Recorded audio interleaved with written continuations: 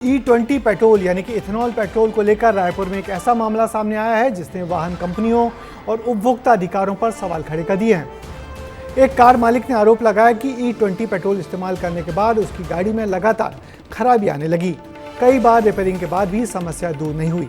अब इस मामले में रायपुर उपभोक्ता आयोग ने बड़ा फैसला सुनाते हुए वाहन कंपनी को नई गाड़ी देने का आदेश दे दिया है। क्या है पूरा मामला और ये फैसला कितनी दूर तक जाएगा, इस रिपोर्ट में देखिए। E20 से इंजन खराब, अब मिलेगी नई कार। जी हां, रायपुर में एक ऐसा ही मामला सामने आया है जिसकी चर्चा पूरे देश में है। दरअसल यहां E20 पेट्रोल से कार के इंजन के खराब होने का मामला सामने आया। इससे जुड़े मामले में कंज्यूमर कोर्ट ने मारुति सुजुकी इंडिया लिमिटेड और उसके अधिकृत डीलर को जिम्मेदार ठहराया। कोर्ट ने कहा कि नई कार दी जाए या 20 लाख लौटाए जाएं, जिसके बाद अब शिकायतकर्ता को नई कार मिलेगी।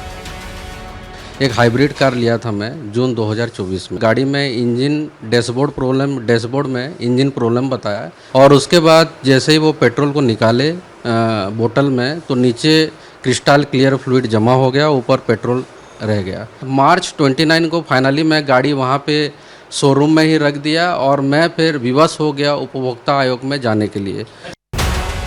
E20 से कार खराब होने पर कस्टमर को मुआवजा देने का ये देश का पहला मामला है। दरअसल जून 2024 में प्रेमराज देवता ने मारुति की ग्रैंड विटारा कार खरीदी थी। खरीदने के 5 महीने बाद फ्यूल टैंक में खराबी आ गई।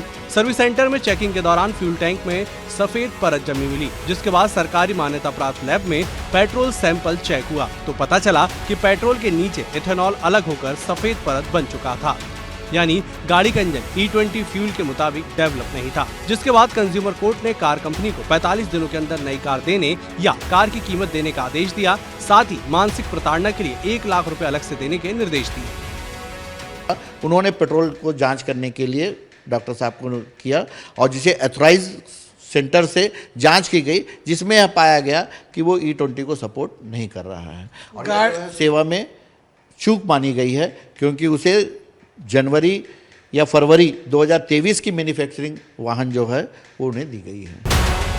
देश भर में पेट्रोल में E20 के इस्तेमाल को बढ़ावा दिया जा रहा है, लेकिन हर किसी के मन में एथेनॉल वाले पेट्रोल को लेकर डर है और अब रायपुर की घटना ने ये डर और बढ़ा दिया है। देखिए, ये स्काई ऑटोमोबाइल्स है, मारुति सुजुकी का नेक्सा, और यहीं से ग्रैंड विटारा नाम की गाड़ी शिकायतकर्ता ने खरीदी थी और खरीदने के बाद में उसकी गाड़ी में एथेनॉल के कारण दिक्कतें हुई थी।